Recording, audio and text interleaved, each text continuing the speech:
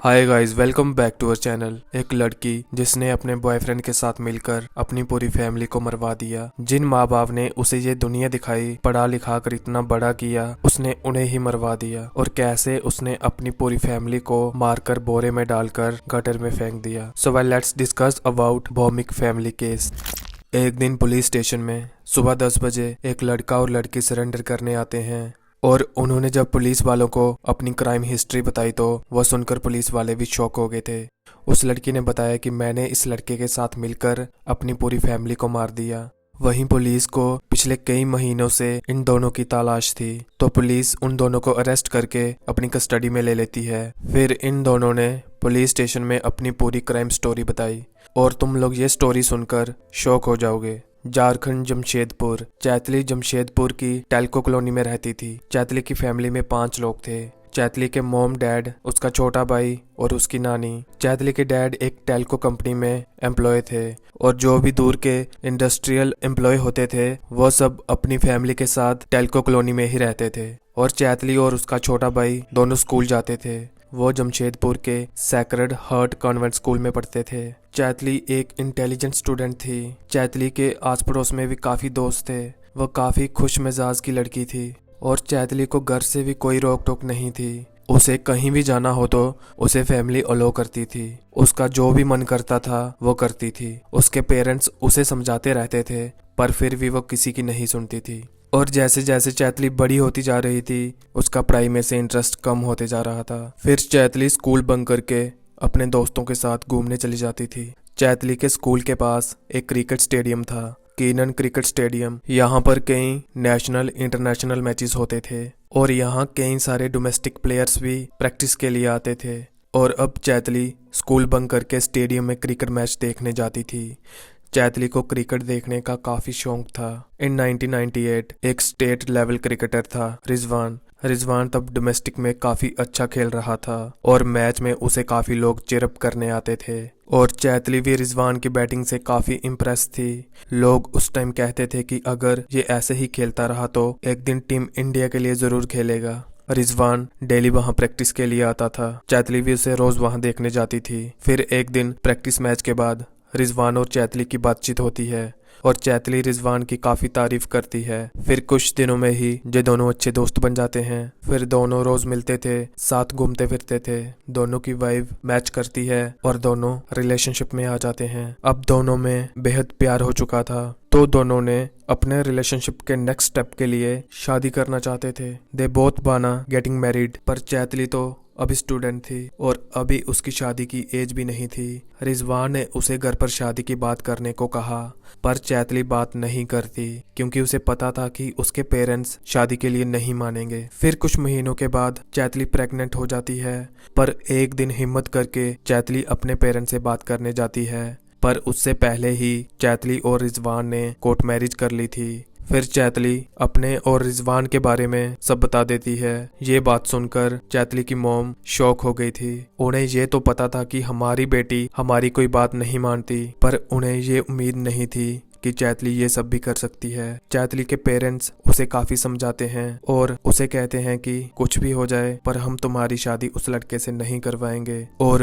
उन्होंने चैतली से कहा कि अगर तुमने उस लड़के से शादी करने के बारे में सोचा भी तो हम तुम्हें अपनी सारी प्रॉपर्टी से बेदखल कर देंगे। फिर सारी प्रॉपर्टी का वारिस सिर्फ तुम्हारा छोटा भाई ही होगा। तो इस बात से चैतली को काफी गुस्सा आता है। चैतली को अब अपने ही पेरेंट्स से नफरत होने लगती है और वहीं वो रिजवान के बिना भी नहीं रह सकती थी। वो रिजवान के प्यार में इतनी अंधी हो गई थी, उसे पाने के लिए वो कुछ भी कर सकती थी। फिर चैतली ने रिजवान के प्यार में अंधी होकर एक ऐसा डिसीजन लिया जिसने माँ बाप और बच्चों के प्यार को शर्मसार कर दिया। और आगे जो चैतली ने रिजवान के साथ मिलकर करा उसे सुनकर तुम लोग शॉक हो जाओगे। 29 जनवरी 1999 चैतली के फादर सुबह अपने ऑफिस चले जाते हैं और चैतली का छोटा भाई भी स्कूल चला गया था। तो घर पर चैतली, उसकी मॉम और उसकी नानी थी। चैतली की मॉम और उसकी नानी लंच करने के बाद अपने अपने रूम में रेस्ट करने चले जाते हैं और चैतली ने रिजवान को कॉल करके बता दिया था कि उसके डैड और उसका भाई घर पर नहीं है। तो रिजवान भी चैतली के घर पहुंच जाता है। वहीं चैतली घर के दरवाजे पर रिजवान का वेट कर रही थी। तो तो चैतली धीरे से रिजवान को अपने रूम में ले जाती है। तो इन दोनों ने पहले से ही पूरी फैमिली को मारने का प्लान बनाया था।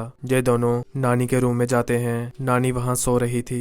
तो चैतली ने रिजवान को इशारा किया और रिजवान ने तकिया उठाया और तकिए से उसकी नानी का दम घोटना शुरू कर देता है और थोड़ी ही देर में उनकी मौत हो जाती है। फिर ये दोनों नानी के छोटे छोटे टुकड़े करके उन्हें एक बोरी में डाल देते हैं। फिर ये दोनों चैतली की मोम के रूम में जाते हैं। वो भी सो रहे थे। दोनों मिलकर इन्हें भी मार देते हैं। इनके भी छोटे टुकड़े करके बोरे में डाल देते हैं। अब इन्होंने फैमिली के 2 लोगों को तो मार दिया था। फिर ये दोनों चैतली के डैड और उसके भाई का वेट करते हैं। फिर शाम को चैतली का छोटा भाई भी घर आता है। तो चैतली उसे अपने रूम में लेकर जाती है जहाँ रिजवान था। तो ये दोनों इसे भी मारकर बोरी में डाल देते हैं। फिर ये दोनों चैतली के डैड के घर आने का वेट करते हैं। फैमिली के 3 लोगों को तो इन्होंने पहले ही मारकर बोरे में डाल दिया था। अब सिर्फ एक ही आदमी बचा हुआ था जो रिजवान और चैतली के बीच था। फिर ड्यूटी खत्म करने के बाद चैतली के डैड भी घर आते हैं। फिर इन्हें भी मारकर बोरे में डाल देते हैं और ये दोनों पूरे घर की सफाई करते हैं ताकि कहीं भी कोई एविडेंस ना मिले। और ये दोनों उन चारों की डेड बॉडीज को चैतली के रूम में रखकर सो जाते हैं। फिर सुबह होते ही ये सारी बोरियों को घर के पीछे ले जाते हैं। इनके घर के बैकयार्ड में एक गटर टैंक था। उसे 3 ढक्कन से ढका हुआ था। उन बोरियों को उन 3 ढक्कन में से किसी एक ढक्कन में फेंक देते हैं। फिर सारा काम खत्म करने के बाद रिजवान वहां से चला जाता है। सबको मारने के बाद अब चैतली अकेले ही अपने घर में रहने लगती है। पहले चैतली की नानी अक्सर टाइम निकालकर नेवर्स से बातचीत करती थी, पर अब कई दिनों से नेवर्स को भी घर का कोई भी आदमी नजर नहीं आता। फिर 1-2 दिन के बाद चैतली जब घर से बाहर निकलती है तो नेवर्स ने उससे पूछा कि तुम्हारी नानी कहाँ पर है, वो ठीक तो है ना, और घर के बाकी लोग भी नजर नहीं आते। चैतली उन्हें कहती है कि हमारी फैमिली किसी रिलेटिव के घर शादी में गए हैं। इतनी बात करती है और चैतली फिर से अपने घर में चली जाती है।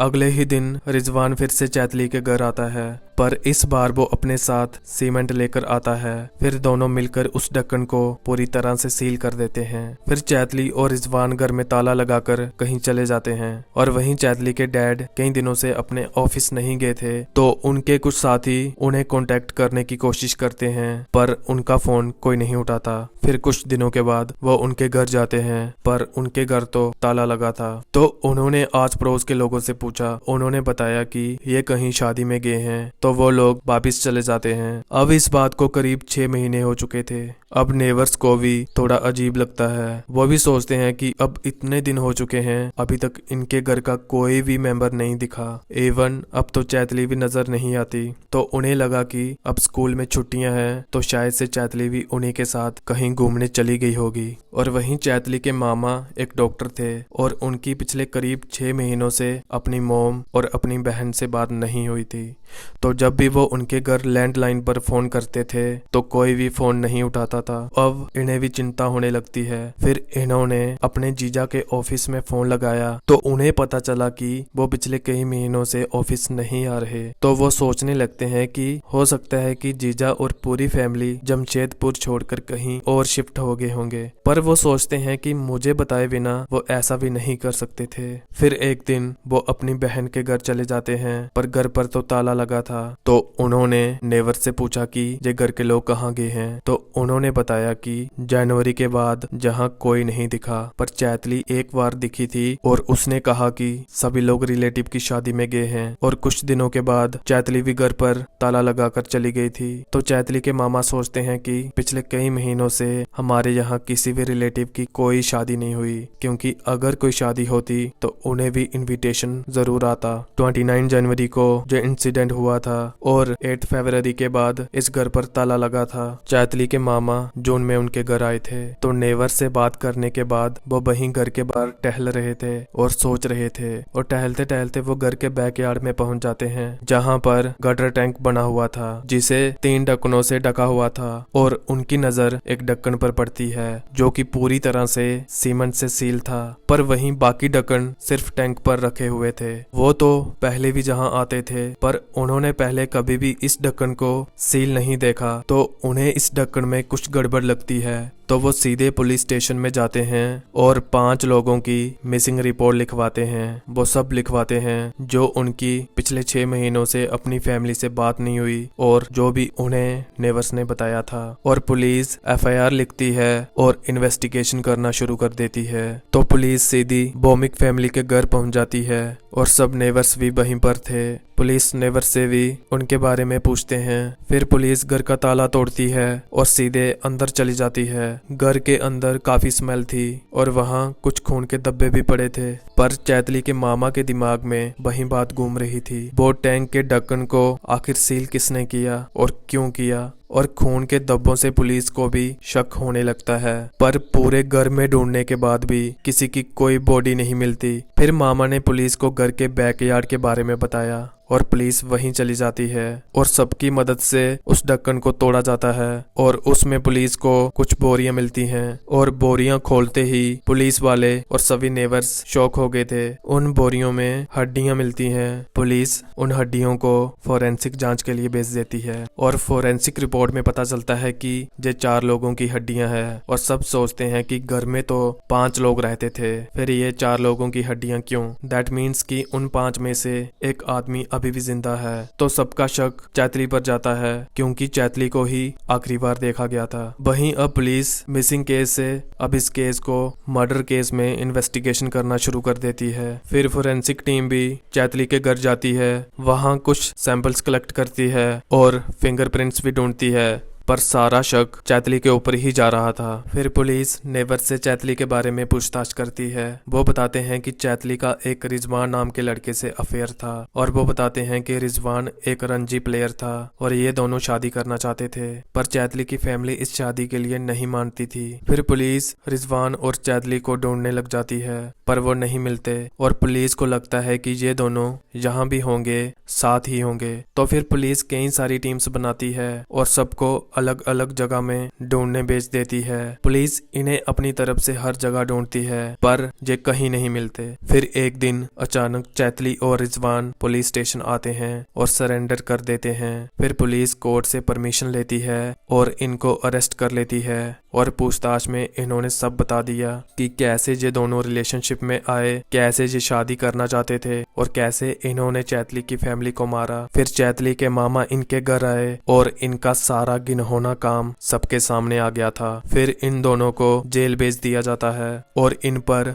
मुकदमा चलता है और 1999 में ही चैतली ने जेल में एक बेटे को जन्म दिया। इंडियन लॉ के अनुसार जब तक बच्चे को माँ की जरूरत हो तब तक वो अपनी माँ के साथ रह सकता है। फिर 13 मार्च 2001 को इस केस को रेयरेस्ट ऑफ रेयरेस्ट केस मानकर चैतली और रिजवान को फांसी की सजा सुनाई जाती है। फिर वो झारखंड हाई कोर्ट में इसे चैलेंज करते हैं और उन्हें 31 जनवरी 2003 को इनकी फांसी की सजा कम करके उम्र कैद की सजा सुनाई जाती है और इन्हें अभी भी सेटिस्फेक्शन नहीं मिलती। फिर ये दोनों उम्र कैद की सजा को सुप्रीम कोर्ट में चैलेंज करते हैं और 2006 में सुप्रीम कोर्ट का भी डिसीजन आ जाता है और सुप्रीम कोर्ट ने इनकी उम्र कैद की सजा बरकरार रखी। फिर इन दोनों को हासीबाग जेल भेज दिया जाता है और ये दोनों उसी जेल में अपनी सजा काट रहे हैं। तो जब इनका बेटा बड़ा हुआ तो रिजवान की मोम ने उसे गोद ले लिया। अब ये लड़का 21-22 साल का हो चुका होगा और इस तरह से प्यार के पागलपन ने एक पूरी फैमिली तबाह कर दी। वहीं एक क्रिकेटर स्टेडियम की बजाय जेल की सलाखों के पीछे चला गया। माना कि प्यार अंधा होता है, पर इतना भी नहीं कि कल के मिले लड़के के लिए अपने ही माँ बाप को मार दो। सो इतना ही था आज के केस में। अगर आपको ट्रू क्राइम डॉक्यूमेंट्रीज पसंद है so please do subscribe to me और वीडियो को लाइक और कमेंट करके जरूर बताएं। केस स्टडी करने में काफी मेहनत लगती है और आपका एक लाइक हमें काफी मोटिवेट करता है। So thank you. मिलते हैं किसी नए केस स्टडी के साथ।